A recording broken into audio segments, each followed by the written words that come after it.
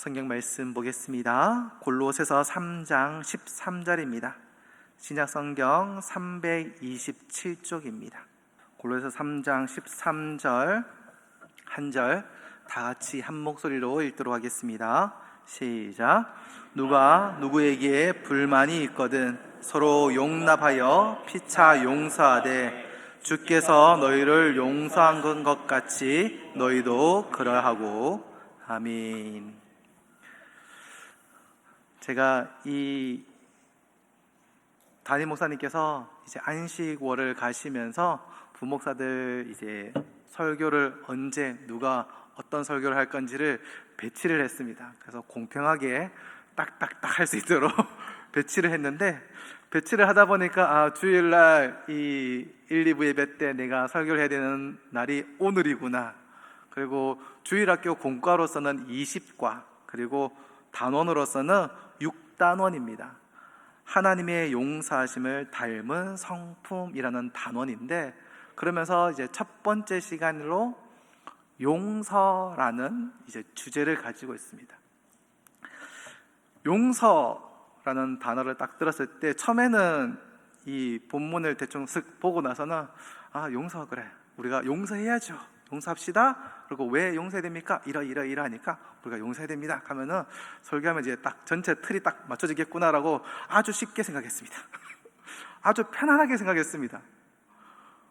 제가 아마 30대였다라면은 아마 그렇게 설교하고 마치고 내려갔을 겁니다. 근데 이제 40대 중반이 딱 넘어가니까요, 이제 그렇게 설교를 못 하겠는 거예요. 왜? 지금 나도 지금 딱 보니까 용서하세요라고 하면은 용서 못할 것 같은 사람이 불쑥 몇 명이 생각이 나는 거예요. 근데 나도 용서를 지금 못하고 있는데 용서하세요? 라는 말을 쉽게 할 수 있나? 라고 생각해 보니까 아닌 거예요. 그럼 어떻게 돼요? 설교를 다시 뒤집어야 되는 거예요. 이 뒤집고 고민하게 되는 겁니다. 제가 목사님 아들인데요, 목사 아들로서 이게 목회자 자녀들한테 그런 게 있을 겁니다. 아마 발작 버튼 같은 게 딱 있습니다.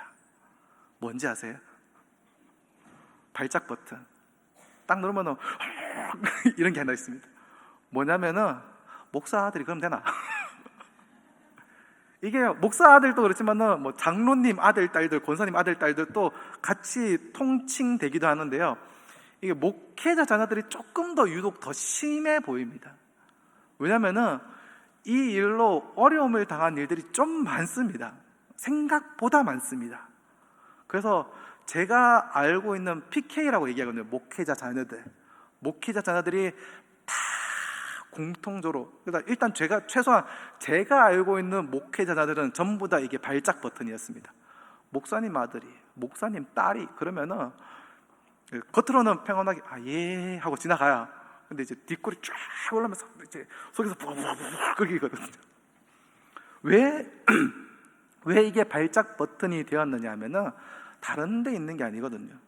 제가 얼마 전 재작년이었나요? 하나바이블 컨퍼런스에 갔을 때에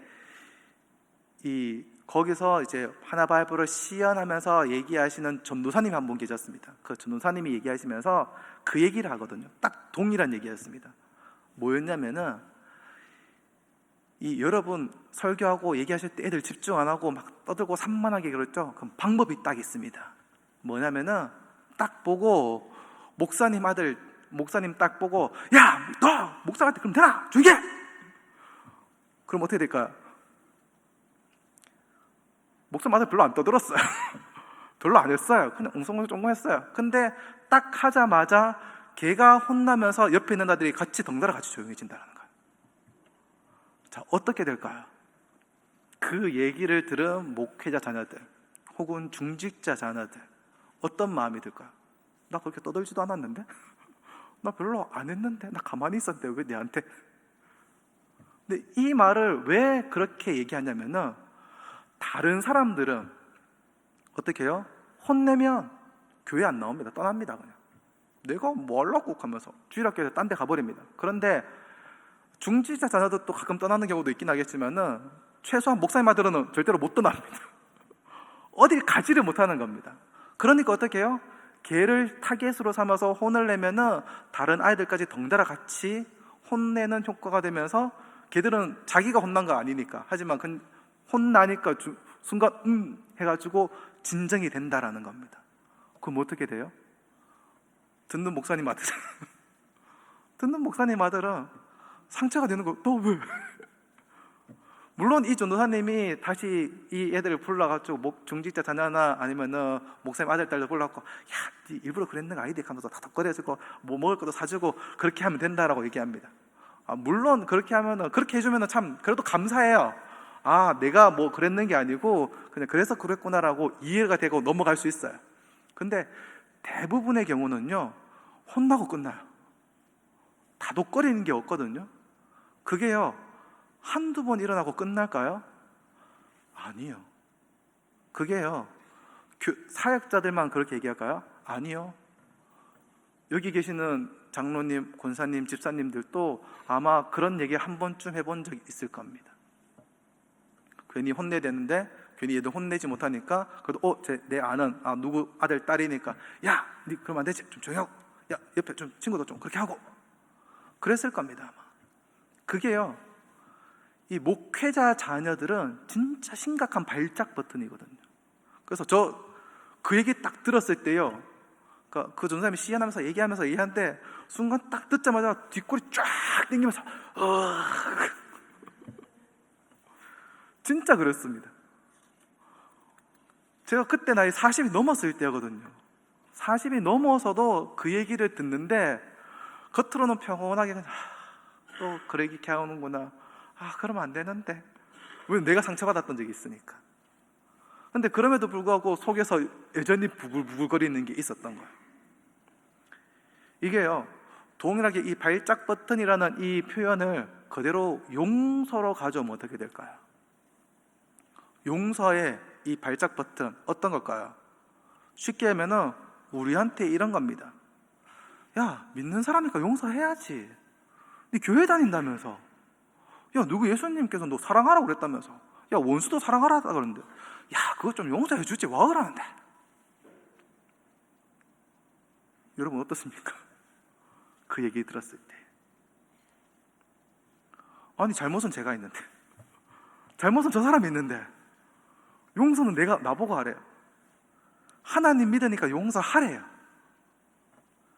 그 말을 들으면은 틀린 말은 아니잖아요. 용서하라 그랬으니까 하나님께서. 얼마나 용서하라라고 얘기하셨냐면은 오늘 본문 딱 골로새서 3장 13절 뭐라고 합니까? 누가 누구에게 불만이 있거든 서로 용납하며 피차 용서하되, 용서하랍니다. 에베소서 4장 32절에도 말합니다. 서로 친절하게 하며 불쌍히 여기며 서로 용서하기를 하나님이 그리스도 안에서 너희를 용서하신 것 같이 하라. 하나님이 용서하신 것처럼 너희도 용서하라라고 합니다. 거기다가 더 진행되거든요. 용서의 반대말 그러면 아마 복수라고 생각할 수 있을 겁니다. 근데 이 복수에 대해서도 얘기하신대요. 레위기 19장 18절에 이렇게 말합니다. 원수를 갚지 말며 동포를 원망하지 말며 내 이웃 사랑하기를 내 자신과 같이 사랑하라. 나는 여호와니라. 원수를 갚지 말라 합니다. 베드로전서 3장 9절에는요, 악을 악으로, 욕을 욕으로 갚지 말고 도리어 복을 빌라. 이를 위하여 너희가 부르심을 받았으니 이는 복을 이어받게 하려 하심이라. 로마서 12장 19절에 내 사랑하는 자들아 너희가 친히 원수를 갚지 말고 용서하라. 거기서 더해서 원수도 갚지 말라, 복수도 하지 말라라고 말합니다. 어쩌면 우리는 흔히 구약 성경 그러면 눈에는 눈, 이에는 이, 이거를 생각할 수 있을 겁니다. 그런데요, 잠언 24장 29절에는 이렇게 말합니다. 너는 그가 내게 행함같이 나도 그에게 행하여 그가 행한 대로 그 사람에게 갚겠다 말하지 말지니라. 그러니까 눈에는 눈, 이에는 이 하지 말라라는 겁니다. 세상에는요, 한 대 맞으면 한 대 때려야 됩니다. 아니요, 한 대 맞으면 두 대 때려야 됩니다. 한 대 맞았는데 한 대만 때려야 되면요, 세게라도 때려야 됩니다. 그렇잖아요. 내가 맞았는데 어떻게 가만히 있습니까? 세상은요, 당한 대로 갚아주는 걸로만 만족하지 말고 더 이상을 해야지. 근데 더 이상을 하면 풀려요? 아니요, 그렇게 더 이상을 하고도 거립니다. 그냥 못 지나갑니다. 분이 안 풀리는 거죠. 더 했음에도 불구하고. 왜? 내가 맞았잖아요. 내가 상처받았잖아요. 내가 힘들게 됐잖아요. 그러니까 때리는 거, 한 대 때리는 거, 두 대 때리는 거, 더 세게 때리는 걸로도 만족을 못 합니다. 근데 성경은 뭐라고 말합니까? 용서해라. 더해서 복수도 하지 말라라고 말합니다. 그런데요, 예수님은 여기다가 한 수를 더 뜹니다. 뭐라고요? 마태복음 5장 38절에서 42절에 이렇게 말씀합니다.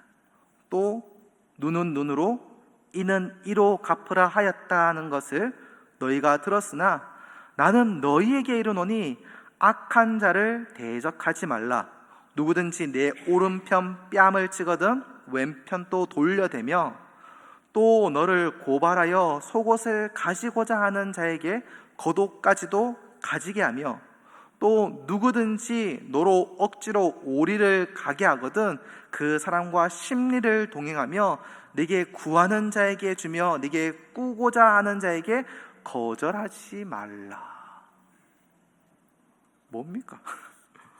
눈에는 눈, 이에는 이라는 이 말씀의 근본 정신이 뭔지를 얘기하고 있는 겁니다. 그러니까 보복하지 않을 뿐만 아니라 관용, 그에게 선대하라 라고 말하고 있는 겁니다. 어쩌면 이 말씀을 들으면은 속이 답답하기 시작합니다. 왜요? 그래, 용서해야지. 하나님이 용서하라 그러셨으니까 이해가 돼요. 용서. 복수하지 마라. 그래, 복수는 하나님께 맡기라 했어요. 그래, 복수 하나님께 그래 맡겨드리자. 근데 뭐요? 이제는 한술 더 떠서 선대하라, 관용을 베풀어라까지 얘기하고 계시는 겁니다. 그러면 드는 생각이 있습니다. 뭡니까? 하나님, 그럼 나는요? 하나님, 나는요? 그럼 나는 어떡하는데? 아니, 쟤는 내한테 그렇게 때리고 쟤는 내한테 그렇게 했는데 쟤들은 가만히 두고 걔들은 용서하고 다 하는데 그럼 피해자인 나는 어떡합니까? 그런 생각 안 들겠습니까?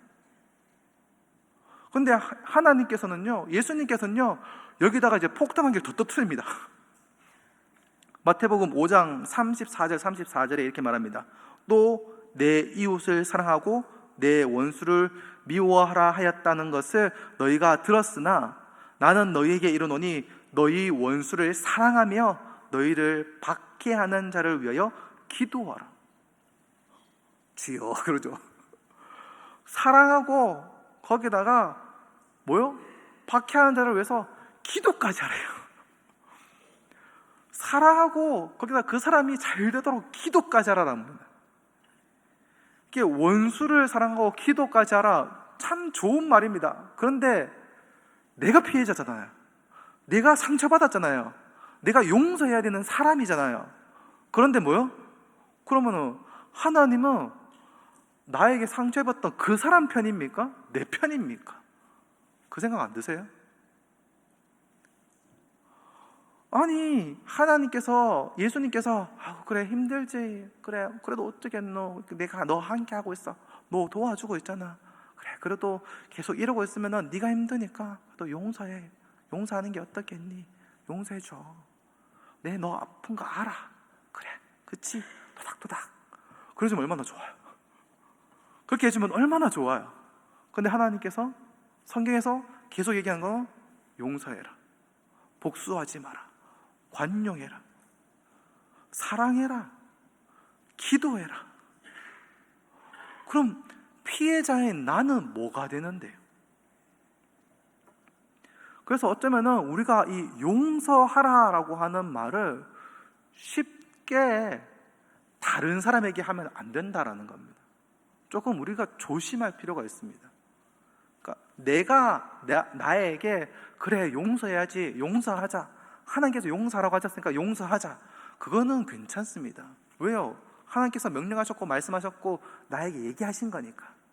그런데요, 내가 다른 사람에게, 내 옆에 있는 사람에게, 야, 너 믿는 사람이잖아, 네 권사잖아, 네 집사잖아, 너 장로인데, 너 목사인데 그러면 안 되지, 용서해줘, 이거는요 쉽게 함부로 얘기하면 안 된다는 겁니다. 주님이 용서하라고 하셨잖아라고 얘기하면서 너무나 쉽게 우리는 용서를 입에 올립니다.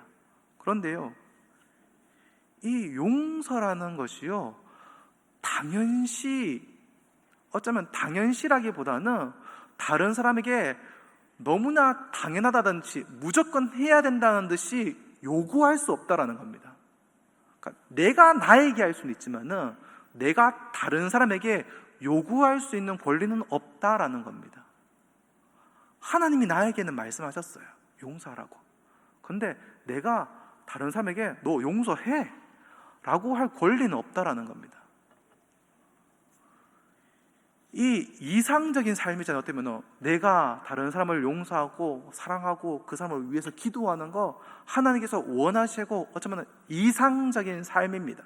우리가 그렇게 살아야 되는 것은 맞습니다. 그런데요, 그거를 내가 다른 사람에게 당당하게 요구할 권리는 없다라는 겁니다.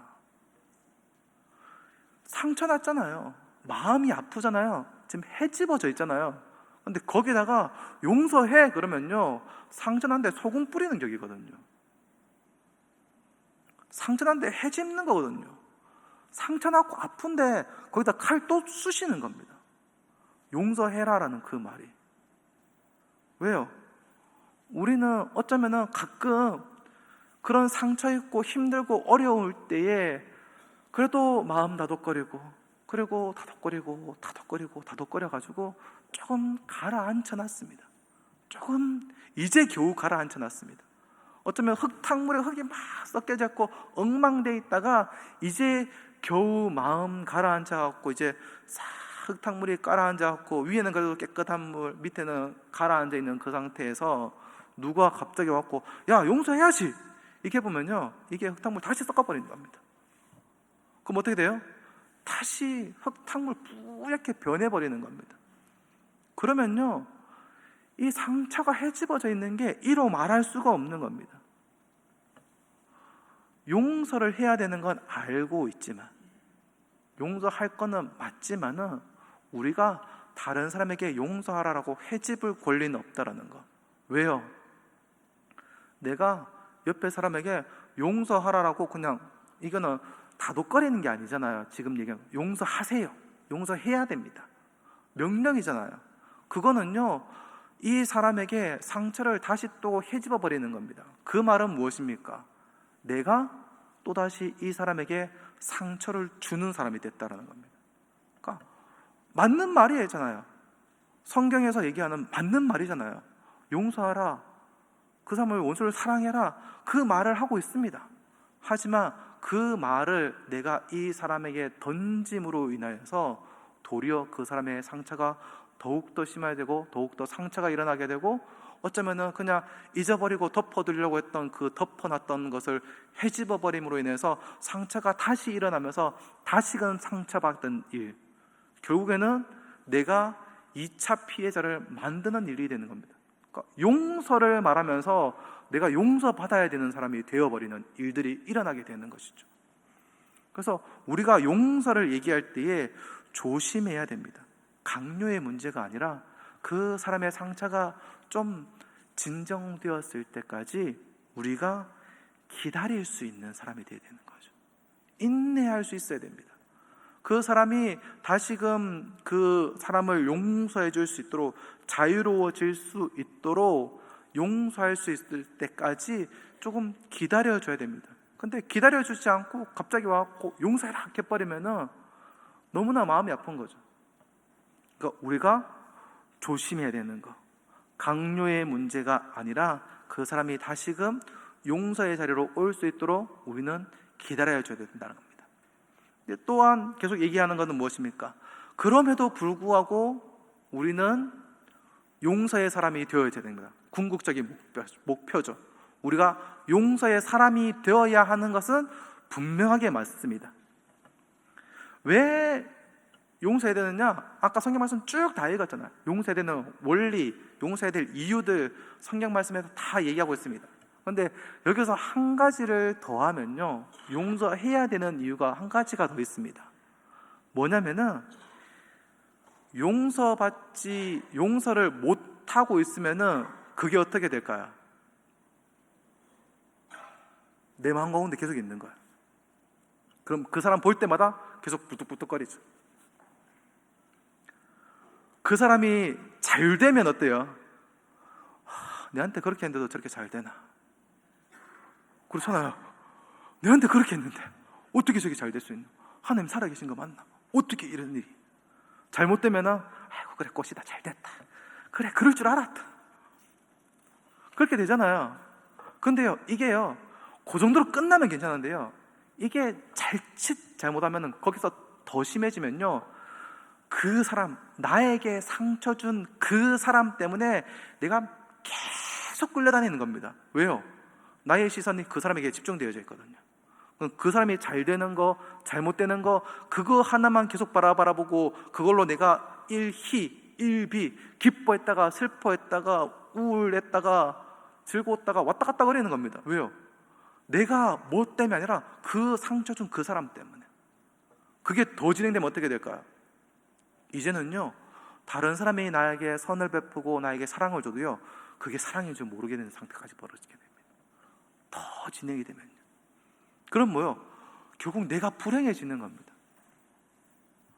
제가 어떤 프로그램에서 잠깐 아마 유튜브에서 잠깐 봤던 것 같습니다. 아마 한 여인이었었는데 아마 부모님이 없이 할아버지 할머니랑 같이 살았던 걸로 기억하고 있습니다.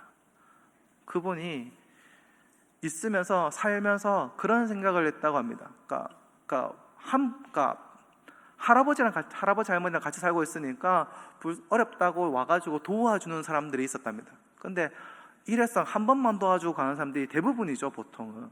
근데 대부분 도와주고 갈 때에 또 한 번 또 왔다가 생색내고 또 가네 그러면서 헉 하고 그렇게 생각했답니다. 별것 아닌 거 뭐 좀 잠깐 와갖고 또 돈 조금 주고 그냥 또 가는구나, 왜 저카는데 가면서 막 이렇게 삐딱한 마음을 가지고 있었답니다. 그런데요, 시간이 지나고 또한 사랑하는 사람을 만나서 가정을 꾸리고 나서 보니까 그 한 번, 일회성 한 번 와서 도움을 주고 가는 것도 쉬운 일이 아니구나라는 걸 깨닫게 된 겁니다. 왜요? 가정 살림 살아보니까 누군가 도와주려고 몇만 원, 몇십만 원 들고 가는 것도 쉽지 않은 거예요. 내 먹고 사는 거, 입 풀칠하는 것도 어려운데, 와, 그 어렵다라는 얘기를 듣고 그 한 번이지만은 와서 도와주고 가는 것도 쉬운 일이 아니구나라는 거를 그때 느꼈답니다. 깨달았답니다. 근데 그 친구가 많이 사랑도 받지 못하고 가정도 꾸리지 못하고 계속 그렇게 살았다면 어떻게 될까요? 세상을 항상 비관적이게 바라보지 않았을까요? 나에게 도움의 손길들을 전해오는 사람들에게 그러면서 이렇게 지내야 하지 않았겠습니까? 이게 상처받은 거랑 같이 연결되어집니다. 내가 상처받았다, 내가 피해자다, 거기에 계속 매몰되어져 있고 이 사람을 용서하지 못하면요, 나는 계속 피해자입니다. 나는 계속 어려움을 당한 사람입니다. 그러면 세상을 바라볼 때에 항상 좋은 의도로 나에게 뭔가를 전해줬는데 그거를 내가 피해자라고 느끼고 화내고 퉁거리고 그 은혜를 은혜인 줄 모르고 지나갈 수 있게 된다는 겁니다. 세상을 바라보는 시각이 협소하게 확 좁아져가지고 그냥 안 좋게만, 세상이 나를 이제 따시키고는구나, 세상은 왜 이렇게 나에게 안 좋은 것만을 하고 있는가라고 계속 불평, 불만 이걸로만 계속 쌓여져 있는 채로 살아가다 보면은 어떻게 해요? 하나님이 나에게 주신 그 은혜도 모르게 되는 겁니다.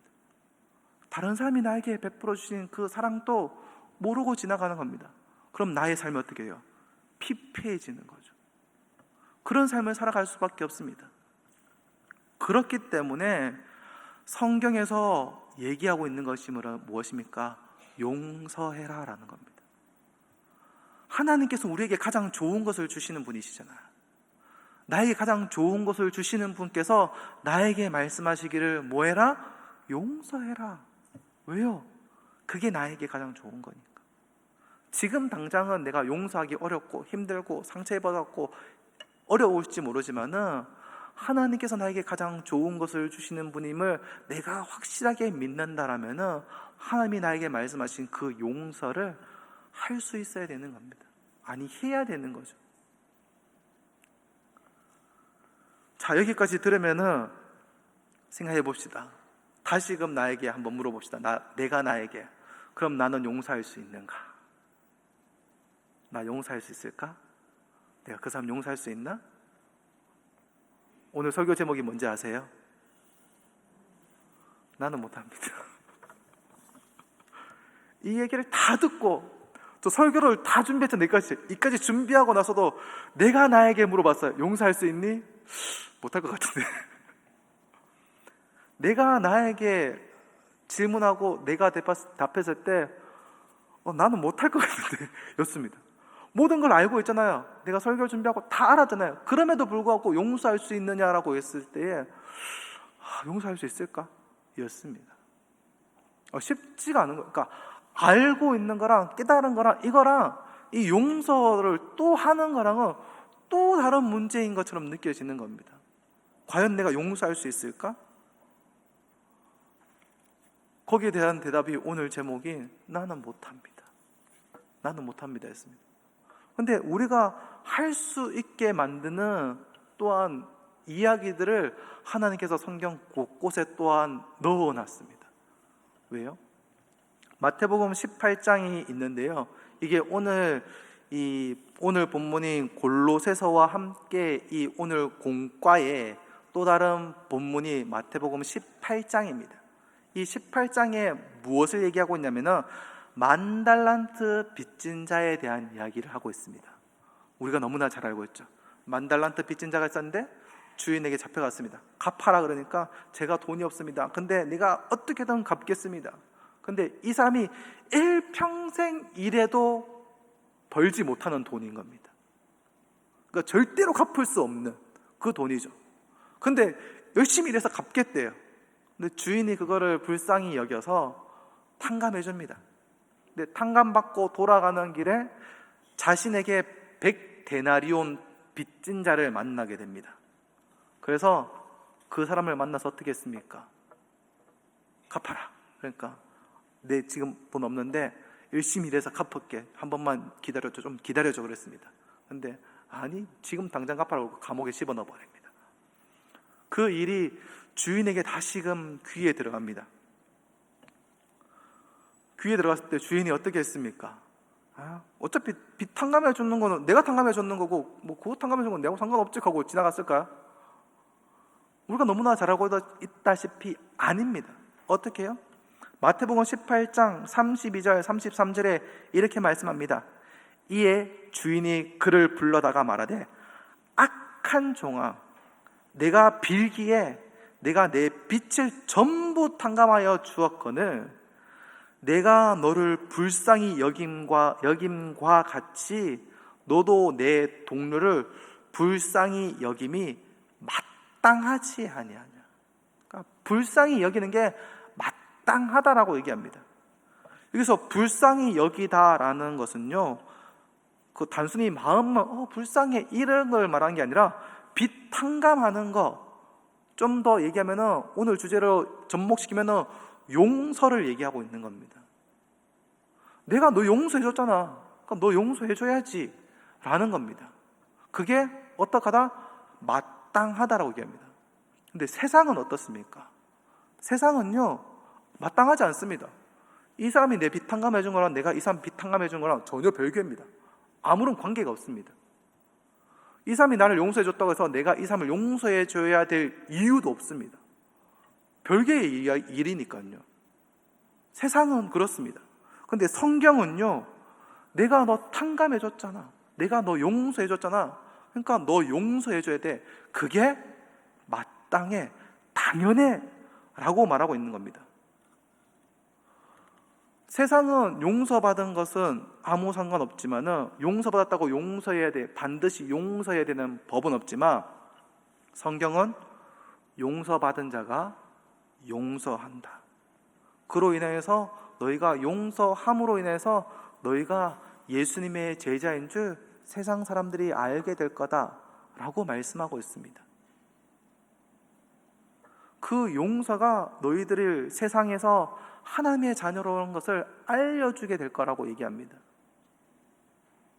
근데 반대로 생각을 해봅시다. 여러분, 내가 100데나리온을 탕감받았습니다.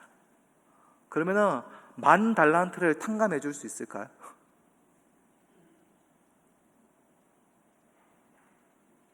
내가 100데나리온을 탕감받았어요. 누가 빚 없어졌어요. 내가 10,000달란트 빚진 이 사람을 탕감해 줄 수 있을까요? 물론 100데나리온도 못 갚는데 10,000달란트를 빌려줄 일도 없겠지만은, 근데 이런 일은 이루어질 수가 없는 거죠. 근데 10,000달란트를 탕감받았으니까 100데나리온 정도는 탕감해 줄 수가 있는 겁니다. 왜요? 내가 받은 용서가 이만큼 크니까 요만한 용서는 할 수가 있다는 겁니다. 그게 성경에서 얘기하는 겁니다. 우리가 받은 용서와 우리가 해야 될 용서의 크기가 이것보다 어쩌면 더 큰 차이가 나는 거죠.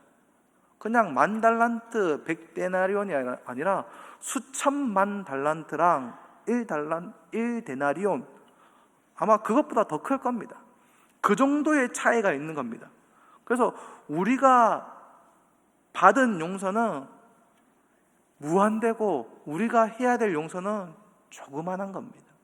그러니까 어떻게 해요? 내가 용서할 수 있는 겁니다. 내가 그만큼 많이 용서받았으니까요. 우리는 하나님에 대해서, 용서하심에 대해서, 우리의 구원에 대해서 하나님 감사합니다 라고 그냥 쉽게 지나가는 경향들이 있습니다. 쉽게 지나갑니다. 하나님 나를 구원해 주셔서 감사합니다 라고 지나갑니다. 그런데요, 이 용서가 쉬운 용서였냐라고 생각하면 아니요, 하나님의 그 용서가 쉬운 용서가 아니었습니다. 하나님은요, 죄를 미워하시는 분이거든요. 우리가 흔히 하는 말이 죄는 미워하되 사람은 미워하지 말라라는 말을 합니다. 그런데요, 여기서 사람을 미워하지 말라고 얘기하는데요, 아니요, 하나님은요, 죄 지은 사람도 미워하십니다. 용납하실 수 없는 분입니다. 로마서 1장 18절에 이렇게 말씀하고 있거든요. 하나님의 진노가 불의로 진리를 막는 사람들의 모든 경건하지 않음과 불의에 대하여 하늘로부터 나타나나니. 무엇입니까? 불의, 진리를 막는 사람들, 경건하지 않은 사람들, 불의하는 사람들이 뭐요? 하나님의 진노가 하늘로부터 내려온다라고 얘기합니다. 그러니까 죄 지은 사람도 용서 못하고요, 죄도 용서 못하는 분이 하나님입니다. 진노하시는 분이시거든요. 근데 다른 생각으로 이런 사람들보다, 아니 근데 예수님은 죄인의 친구라고 얘기하지 않습니까? 맞습니다. 예수님이 죄인의 친구인 건 맞습니다. 그런데요, 이게 다르죠. 예수님이 죄인의 친구인 건 맞는데요, 죄인인 그 상태로 그대로 내면서 계속 죄 짓고 있어, 난 너 친구해 줄게가 아닙니다. 예수님은 죄인에게 다가가셔서 그 죄인을 구원하시고 바꾸시고 하나님의 자녀로 바꾸어 놨습니다. 그러니까 친구가 될 수 있는 거예요. 그러니까 죄인이었다가 예수님께서 그들에게 죄인에게 가셔서 그들이 죄인이 아닌 사람으로 만들어 버리시는 겁니다. 그러니까 죄인의 친구인 거죠. 왜? 죄를 없애버리니까요. 그러니까 하나님은 죄, 이것을 결코 용납하실 수 있는 분이 아니거든요. 근데 우리는 어떻습니까? 우리는 죄인이잖아요. 아담으로부터 그 원죄, 그걸로 끝난 것이 아니라 우리가 짓는 그 자범 죄들까지 우리는 늘 죄를 짓고 살아갑니다. 우리의 아무리 선한 행위를 한다고 할지라도 그 선한 행위로 하나님의 구원에 이를 수 없습니다. 그래서 전적 부패라고 얘기하거든요. 그러니까 우리가 착한 일을 못한다라는 게 아니라 우리의 선행으로 하나님의 그 의에 이를 수 없다라는 것을 얘기합니다. 그러니까 우리가 죄인이고 나 스스로 구원할 수 없다라는 거죠. 그래서 하나님께서 어떻게 해요? 그 죄의 짐을 스스로 지셨습니다. 고린도후서 5장 21절에 하나님이 죄를 알지도 못하신 이를 우리를 대신하여 죄로 삼으신 것은 우리로 하여금 그 안에서 하나님의 의가 되게 하려 하심이라. 하나님이 죄를 알지도 못하는 예수 그리스도께 그 죄를 짊어지게 하고 그 죄를 감당하게 하셨다라는 겁니다. 죄인인 우리가 하나님 앞에서 의롭다 함을 얻게 하기 위해서 의로우신 예수님이 우리의 자리에 섰다라는 겁니다. 그 일이 이루어졌다는 겁니다. 예수님께서 돌아가시기 전에 기도하시잖아요. 뭐라고요?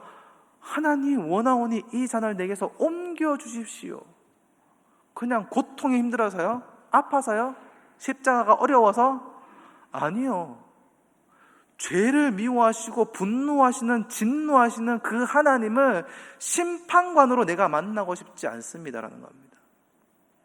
하나님을 심판관으로, 그 무서워하시고 죄를 미워하시는 그 하나님을 죄를 짊어지고 있는 상태에서, 죄를 가지고 있는 그 상태로 내가 심판하시는 하나님을 만나고 싶지 않습니다. 너무 두렵고 무섭습니다라는 겁니다. 그러니까 십자가에 달려 돌아가시면서 주여 주여 왜 나를 떠나버리시나, 나를 버리시나이까라고까지 고백하는 거 아닙니까? 그만큼 죄가 어렵고 힘든 거였는데 그거를 해결하기 위해서 이 일들을 하셨다라는 겁니다. 뭘 하기 위해? 우리를 용서하기 위해서. 용서하기 위해서 이 일을 행하셨습니다. 어쩌면은 용서라는 거 쉬울 거라고 생각할지 모르겠지만 쉽지 않았다라는 겁니다. 그러면 우리가 용서하는 거 어떨까요? 우리가 용서하는 거는 쉬울까요? 이걸 다 알고 있어도 용서하는 게 쉽지는 않습니다. 그런데 한 가지 더 우리가 바라봐야 되는 게 있습니다. 예수님께서 바리새인이 예수님을 자기 집으로 초청해서 그 집에 있었던 적이 있습니다. 그때 한 여인, 죄인이라고 인정받는 한 여인이 향유 옥합을 가져와서 예수님 곁에 서서 눈물로 그 발을 적시고 자기 머리털로 닦고 그 발에 입 맞추는 일이 있었습니다. 아마도 바리새인은 예수님께서 이 여인이 죄인인 걸 알고 나가라, 하지 마라 라고 하실 거라고 생각했을 겁니다. 그런데 그런 말을 안 하셨습니다. 그러니까 이 바리새인의 생각을 하시고 예수님께서 말씀하시는데요, 누가복음 7장 40절에서 42절입니다.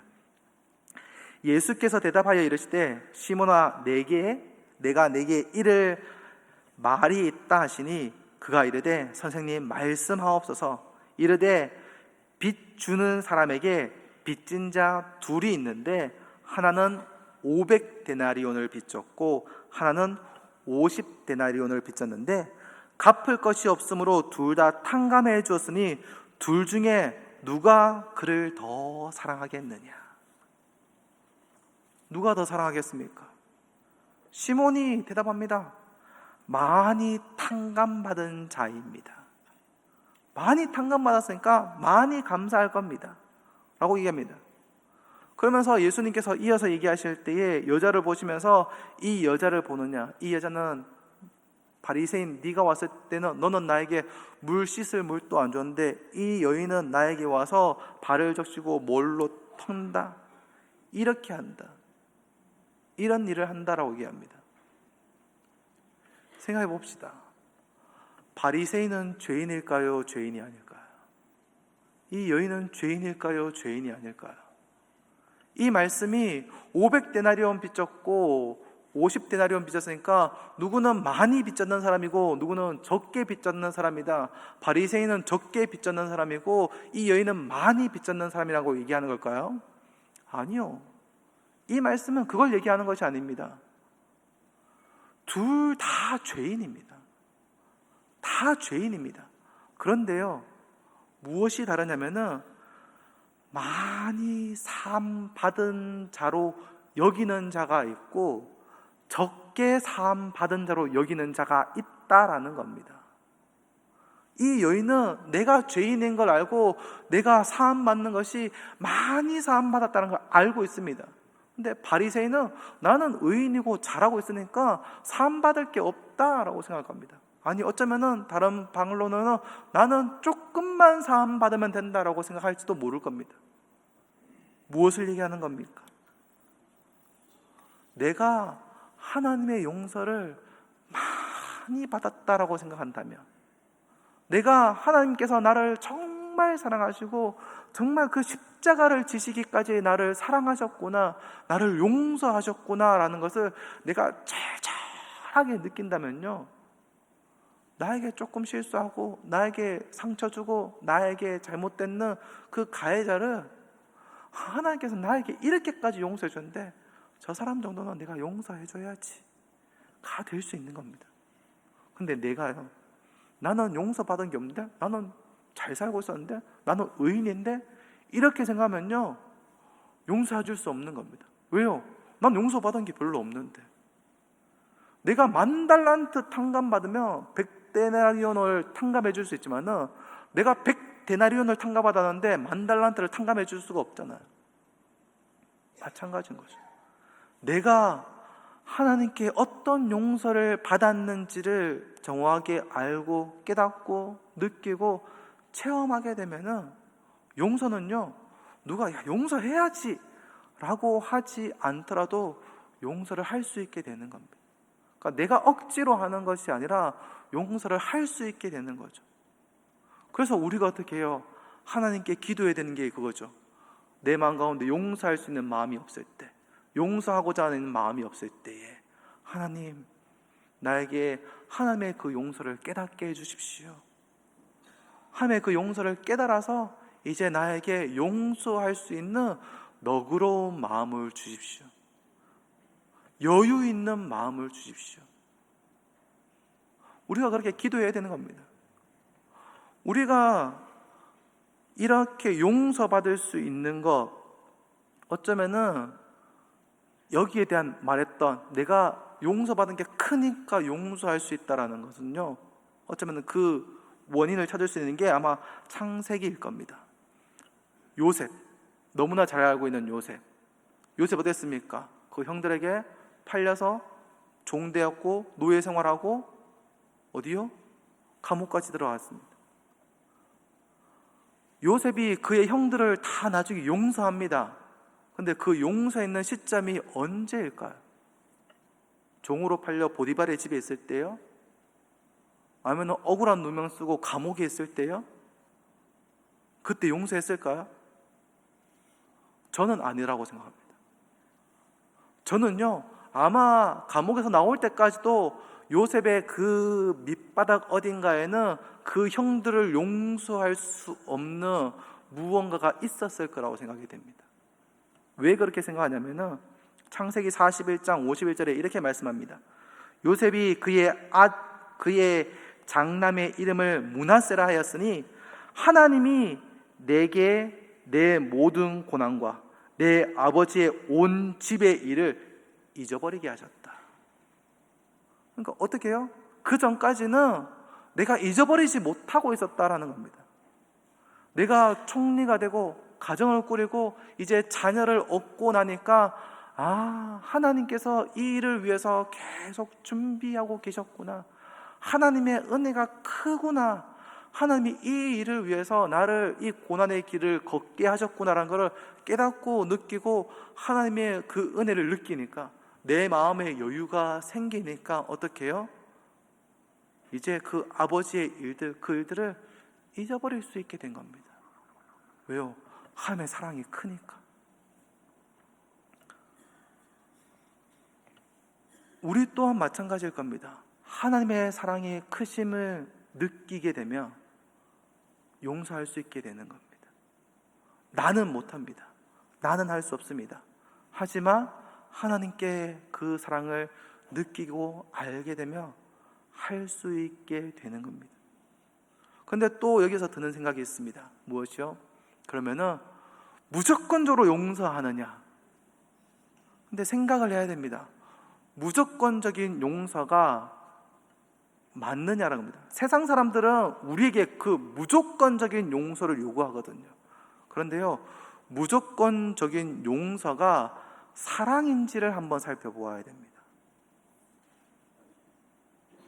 우리 가운데, 예를 들어서 우리 가운데 계속 돌아다니면서 상처를 주는 사람이 있다라고 가정을 해봅시다. 그 사람이 상처를 계속 주고 다녀요. 근데 그 사람이 상처를 받았어요. 내가 이 사람을 용서를 해요.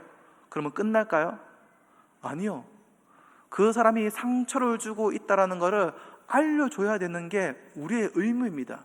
왜요? 그래야지 그 사람이 더 상처를 주지 않고 올바른 길을 걸어갈 수 있으니까요. 그게 사랑이거든요. 올바른 길을 갈아가게 하는 거. 교회에 칠이라는 게 있습니다. 칠이가 있는 이유는요, 다른 것에 있지 않습니다. 그냥 잘못했으니까 벌 주는 거, 그게 칠이가 아니고요, 그 사람이 그 벌을 받음으로 인해서 올바른 길로 돌아오게 하기 위해서 벌을 내리는 거거든요. 그래서 우리의 용서도 마찬가지여야 됩니다.